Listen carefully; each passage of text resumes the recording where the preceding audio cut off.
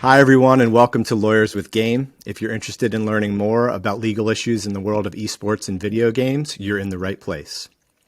My name is Darius Gambino, and I am first and foremost a lifelong gamer.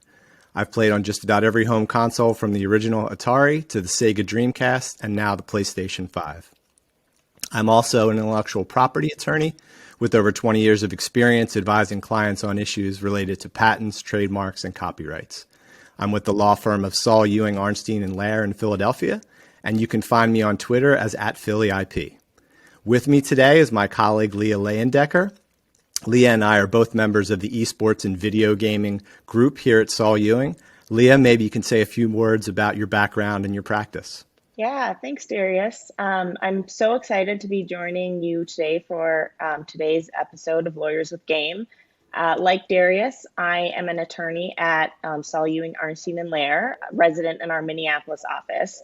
And I advise clients on a range of business and IP issues, things like general corporate affairs, contract negotiations, trademarks, and commercialization of IP assets. In terms of gaming history, compared to Darius, I'm a pretty novice gamer. My first introduction was decades ago now, playing Sega Genesis with my sister, and more recently I've taken up Rocket League with my husband. And now I want to welcome Ryan Johnson to today's episode. Ryan is the founder and executive director of Cxmmunity, which is a nonprofit that assists minority students in entering, competing, and designing in the esports landscape. Cxmmunity works with high schools and universities to develop esports teams and clubs, and recently partnered with Twitch to help create the HBCU Esports League. Ryan also works as an advisor to Brickhouse Ventures, which partners with and invests in early stage sports and entertainment companies with a focus on esports, sports technology, music, film, and production. So Ryan, we are so excited to have you for today's conversation. Is there anything I missed? No, you did a really, really good job. I'm finishing my master's right now at Georgia State in sports administration. So I'm actually like in an internship, interning for myself. So it's kind of weird. So like, no, that was like the only part that was kind of left out, but I don't think I included it in. Thanks for being with us, Ryan. It's a really interesting topic that we have today. Absolutely. Glad to be here. Yeah, definitely. If you like these videos, please like and subscribe. We hope to do a season 2 of this series in the near future. If you want to learn more about myself or Leah, you can look for us on our law firm website at www.saul.com. If you want to get into a little gaming with us, I am Eagles Fan 71 on the PlayStation Network. And I'm playing MLB The Show 21 and NBA 2K21. And Leah is Lilo 904 on Nintendo Switch. Finally, please keep in mind that this series is intended to be a high-level discussion of legal issues in the world of video games. It is not intended as actual legal advice. If you need actual legal advice, please reach out to myself or Leah. We'll be happy to help you, and our email addresses will be in the description. So now let's jump into it with Ryan. Ryan, can you tell us a little bit more about your background in video games and how you came to start Cxmmunity? Yeah, for sure. Gaming for me started like super early in life. I think my first gaming console or game that I owned was like Sega Genesis and the Power Rangers and/or Jurassic Park. So, I mean, ever since I was 5-6 years old, I've kind of been tapped in. And as I matriculated through elementary, middle, and high school, it was so integral in my life, especially growing up as an only child. Like the introduction of online gaming really was a safe place or like a solace for me. So the inception of Cxmmunity, the idea started back in 2019, really just here in the state of Georgia. Gaming is actually recognized as an official high school sport. So, it was really cool to see just how the state embraced it and how they began developing programs at the K through 12 and also university level. But one of the things that I noticed right out the gate was that the three titles that were originally selected were PC-based titles. So generally what ended up happening is that it segmented those who could participate within esports. Literally, could you afford a $2,000 computer or can you not? So by nature, it actually none of the inner city schools within Atlanta public school system had the funding to then kickstart their esports teams, although surrounding counties, their schools were competing, they're getting scholarships to attend local universities and so on and so forth. And so in the summer of 2019 is when the idea of Cxmmunity came into my mind, because I was like, if this is happening in metro Atlanta and this access is such a problem, it's going to be a problem as esports continues to grow throughout cities throughout North America. So that was baseline why we created this organization, was that so kids of color had a chance to compete and play to earn the same level of scholarship and opportunities that we were seeing develop at the high school and collegiate level here locally in Georgia. So Ryan, what types of different initiatives does Cxmmunity have going on? And when you started Cxmmunity, did you have like a master plan that laid out all of those initiatives, or have they sort of evolved as the company has evolved? So like I would say we have two main initiatives inside of our organization. So the one that everyone is familiar with is HBCU Esports League that we do on Twitch. But our core product or service is our esports career program. So like taking a step back, well, some of the research that we found when we were working with the International Game Developers Association is that nearly 83% of African American teens play video games on a weekly basis, but then nearly only 2% work in the industry full time. So as we started to look at more of that information, our career exposure program is our main focus, where we're actually helping turn the consumer into the creator, whether they're working on the IT side, the STEM side from a game development, the production side of these events, or the actual development of the games, or very similar to our route, entrepreneurship. Right? How do we actually teach students how to create teams, become content creators, and market themselves to be potentially provide a source of income for them and their families that they've never known otherwise, but yet they're playing the games more than any other ethnic demographic at their age group. So those are our two flagship products. We're actually entering into our third career exposure cohort. So really what that is an opportunity where we're partnered with video game publishers, top video game teams like Version 1 or the Evil Geniuses, and they're actually opening up their organizations specifically to then take in minority students that are interested in learning in careers, and then vice versa. In this 9-week weekly program that we run, students are then learning directly, not from the Cxmmunity team, but directly from the organizations and companies that they're most interested about. Yeah, and I found that that statistic staggering, Ryan. That 83% of African American players, play, but then it's 2% of the workforce. So basically, players believe, that they can play and be competitive, but they don't necessarily have that belief that, hey, I can go and I can be part of this ecosystem. And I don't know if, and again, I don't mean to cut you off. I'm sorry, but I don't know if belief is the right word. It's just not knowing. Right. So even myself, up until 2018, I didn't know the esports industry existed. And my focus was gaming, music, and entertainment. Right. And so our main thing is that it's less of the hope and more of the exposure, because now once we've identified is that once students realize that they don't have to be the creator or the gamer, but they can be the marketer or the lawyer or the human resource professional or the production guy or the content creative strategy, right? Now they're looking at their passion in a much more intentional way. So our entire thing is allowing them to understand that these companies exist. They're not just figments that you watch on a digital stream or on television, but they're actually hiring people. And so that is our main thing, because what we recognize early on is that once the students understand the possibilities, now they go about their day-to-day activities much differently. And so currently we measure the success of our cohorts, not even by the school system, but by parents. So we'll actually get parent feedback to see is if on a week by week basis, as students are learning more and more about this space, are they asking more questions? Are they asking to go to a museum? Are they asking their parents to buy them different books? Are they absorbing different internal information inside of their home? And then we're using that as like our data subset. And then the next iteration of that is then actually tracking the academic measurement. Are they performing better in their science courses or their math courses, or just different variables of that magnitude? Right, right. I wanted to ask you about some of the legal issues that you may have faced in starting Cxmmunity. You decided to start it as a 501c3 nonprofit instead of a for-profit, and I know that you may have experienced some legal issues with the HBCU Esports League in putting on tournaments. Can you kind of just speak a little bit about some legal issues you faced and how you dealt with them?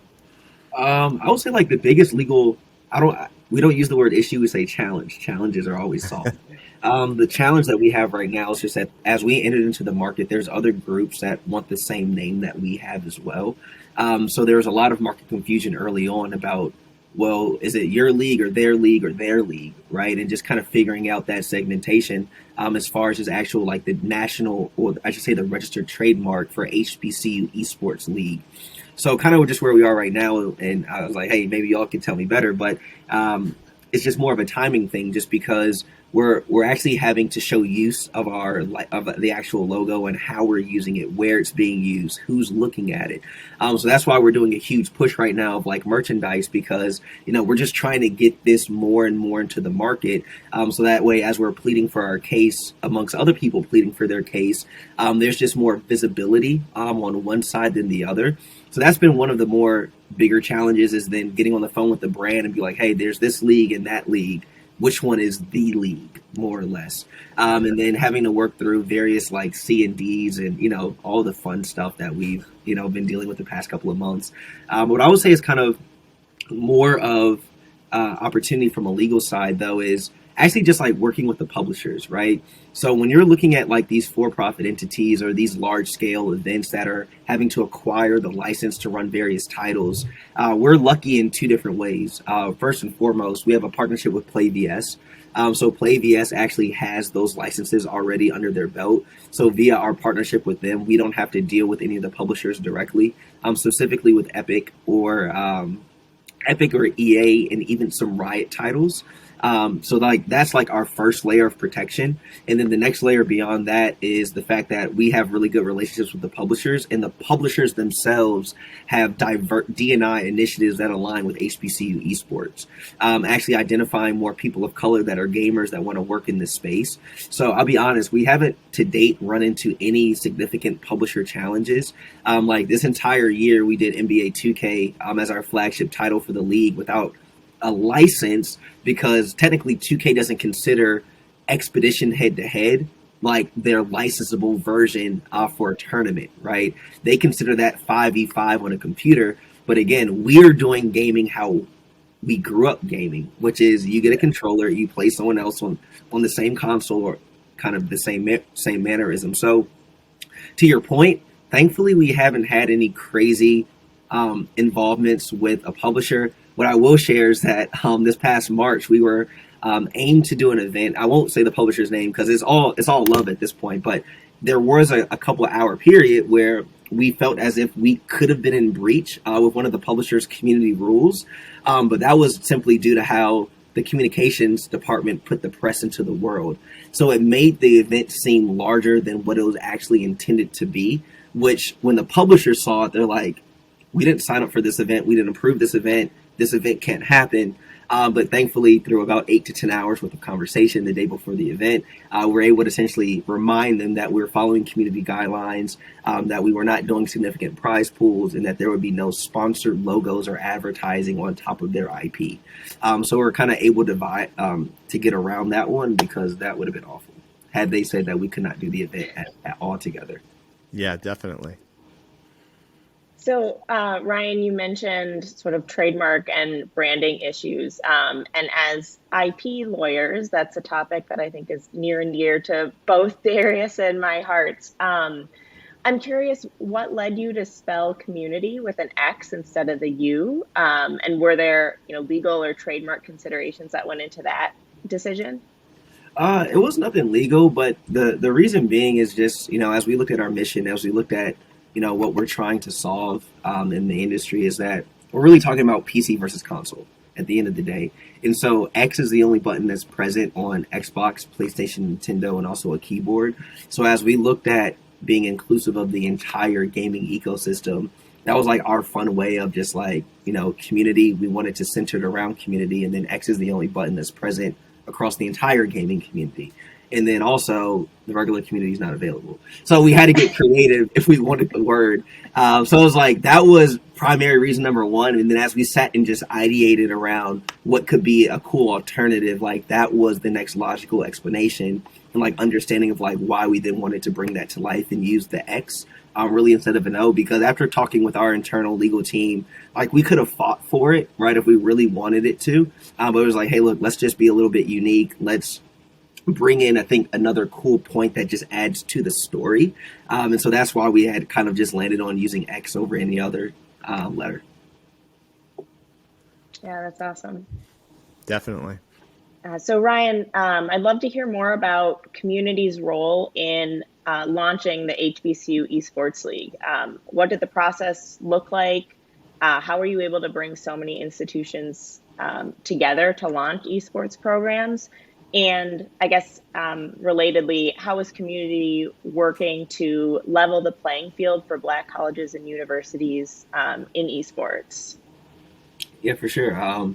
So the inception of all of this is that me and Chris, our co-founder, we're HBCU alum. So we started with the idea of like our schools playing these games against one another.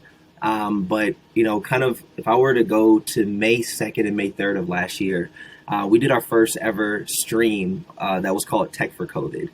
So the purpose of Tech for COVID was to raise money via stream on Twitch with influencers and corporate brands to then actually buy devices for some of our inner city school partners that did not have access to laptops or Wi-Fi for their students to then complete distance learning right at the peak of COVID. And we're all still trying to figure out like what was going on. So that event, we ended up doing it on Twitch, like I said, May 2nd and May 3rd, a 20-hour live stream, the worst decision, like literally of my life. But we ended up raising $118,000 and had over 250,000 people tune into the stream. And then we had influencers from Michael Strahan to Dionne Warwick to Offset to Aaron Ashley Simon. I mean, it was an awesome, just like put together program. But as our first program, Twitch actually reached out and they're like, hey, we saw this on our platform, and we actually started to build a pretty authentic relationship with the Twitch student program, which is their K through 12 and university program inside of the company. So to fast forward, then we kind of just planted this idea of like, hey, look, our next iteration of what we want to do is to create a competitive gaming league that specifically services HBCU students. And we want to do that on your platform because this was right around the time also that, we were at the peak of George Floyd. So there was a huge influx of interest around Black creators, empowering the Black community, the whole nine. So that was really the inception. Was Tech for COVID just got us some attention that led to a conversation with Twitch. This is maybe the middle of June. In between, by the end of July, we had announced our partnership with Twitch to kick off the league this fall. And so essentially between July and between December is when we were recruiting schools. So by the time we started the league in December, we had nearly maybe 14 to 16 schools that were like on board and ready to go. And that was just pure word of mouth. One thing that we always like to call out is that literally at this time last year, there were over 250 PWIs, or predominantly white institutions, that had esports programs, scholarships, certificates, or teams. There were 2 HBCUs at the time, at literally this time last year. So when we say that we have a league, our process, to answer your question more specifically, is that we were literally getting on the phone with the schools one by one. We were walking them through the process to identify a student that could then build out a team. And then so we were creating these teams one by one, and then we would put them into the league and showcase the schools through our partnership with Twitch. We were super fortunate mid-fall. Verizon signed on as our first corporate sponsor. So that really set like a huge validation point for us, just having their brand affiliated with that.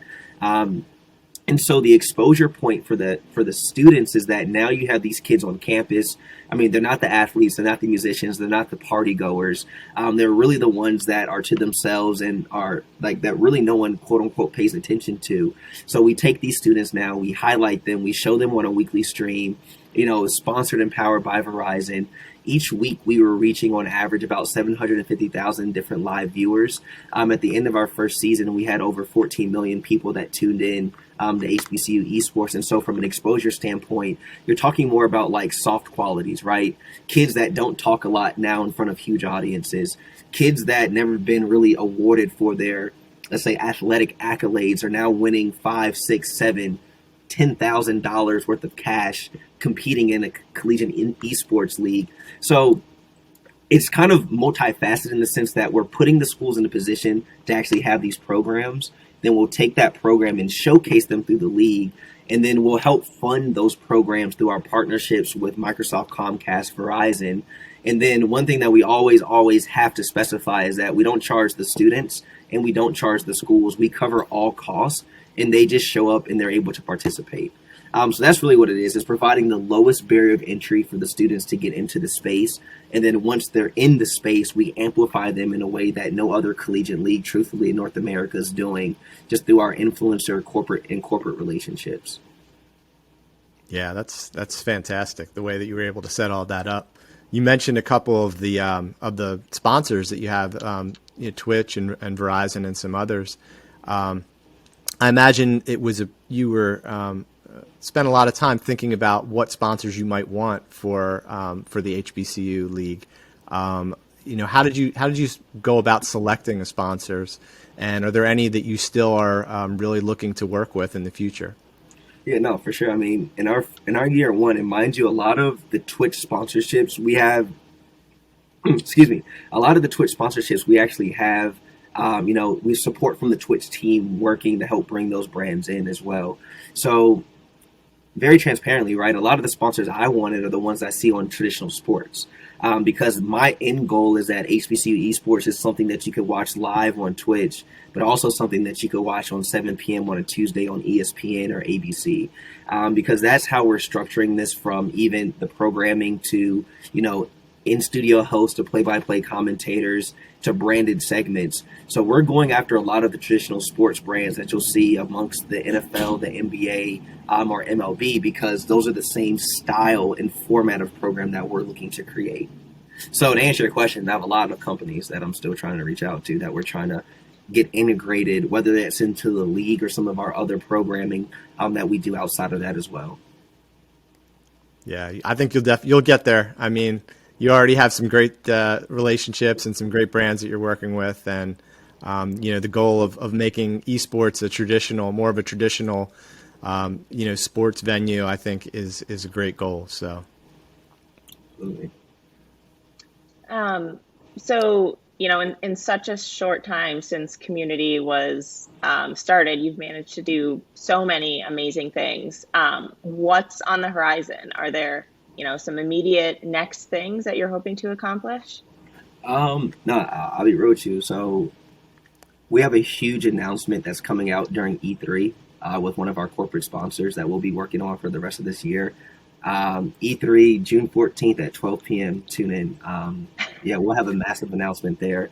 It's really cool. So we're getting pulled into so many opportunities, even outside of just gaming. So some of the things that we're excited about, I mean, we got a call from a very well-known movie distribution company. We're actually consulting on films that are going to be targeting Black audiences, specifically around the HBCU space. Just various opportunities. We're going to be working with Michael B. Jordan and his team, and we're doing the digital rollout for the HBCU Hoop Dream Classic that he's doing later this year in December. We just announced a partnership with, well, not publicly, but it will be public in the next couple of weeks, with Version 1, which is in your backyard, Leah, up in Minnesota. So, there's just so much, different things that are coming up. I mean, we get pinged for new stuff almost on a daily basis. The main thing that we're excited to say is that within 1 year, by the end of technically within a year and a half, by the end of this year, we would have put nearly $1.7 million into the Black gaming community And that's just us grinding it out every single day. So like we're measuring more of our impact. We by this end of the summer we would have placed over 15 interns in paid internship jobs within the video game industry. Our goal going in the second season of HBCU Esports is nearly to double our viewership, to get it closer to between 26 and 30 million viewers, which we definitely think is very feasible and possible. So I mean, there's just so much that is going on that we're very fortunate and blessed to have happening. One of the things I think is super awesome is that more boots on the ground, not digitally or anything, but companies like Microsoft that have just announced, second headquarters in Atlanta, and considering that we're a Microsoft partner and considering that Microsoft owns Xbox. And it's just like not only things that have already been set aside, but like even the potential of partnerships and activations that we could now unlock because of some of the things that we've already accomplished. So we're just really, really excited. Even we're getting ready to hire some new team members in the next month. So like it's just like a lot of exciting things that are going on. But I would say our biggest thing is season 2 of the league. First game is August the 10th, I believe. So now we're just, taking this time that we have off, getting ready, and then as soon as August hits, it's going to be nonstop until December, essentially. Yeah, it's really amazing what you've been able to accomplish. Everything that we talked about today in a year and a half, and I'm really excited about the future of Cxmmunity and to find out at E3 what the big surprise is going to be. Yeah, We appreciate you coming on with us today, Ryan. It's been a really interesting conversation. I think we could probably talk for a lot longer about some of these topics, but we appreciate you coming on with us today. Thank you. I'm glad to be here. And again, I will say for anyone that's listening, being very, very transparent, our business transformed significantly when we had funding to bring in a law firm. I'll be honest, just having someone that could double check your T's and dot your I. I mean, literally everything changed for us. So if you're in the space looking to build a company, it is a cost. It is highly worth the money. So then that way you actually aren't losing money as you're going through some of these deals. And a lot of lessons learned, but I'm just really thankful for this opportunity. Leah and I met like 2 years ago. It's just 2-3 years ago. It's just crazy how quickly things grow and develop. So thank you, Darius and Leah, for the opportunity to share. Well, that's all the time that we have for today. We hope you've enjoyed our discussion. If you have any questions about any of the legal issues that we've raised on today's discussion, please drop them into the comments and we'll do our best to answer them without providing any actual legal advice, of course. And big thank you to Ryan Johnson from Cxmmunity for coming on today and talking about some really interesting issues with us. Until next time, I'm Darius and this is Leah, and we are Lawyers with Game. See you next time.